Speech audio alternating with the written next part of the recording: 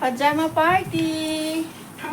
Asan yung Tanghaling tapat! Naka-pajama party kami! Hello, welcome to the club.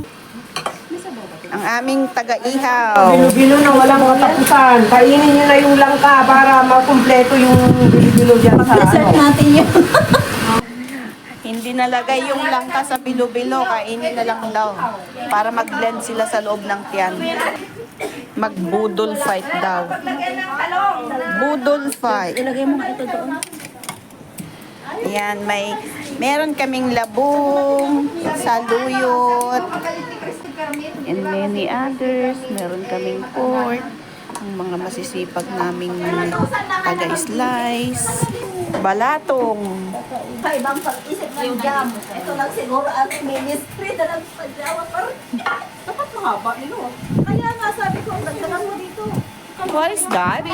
Oh, it's rice. Dami ng rice, oh. Okay na yun. Yun ang luwag ni. Our lives. For I ask this in Jesus' name I pray. Amen. Happy birthday, Sharon! Thank you. Thank you. Happy birthday, Lota!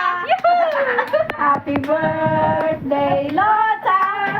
Happy birthday, happy birthday. May the Lord God bless you. Kailan ka birthday mo? Nung January.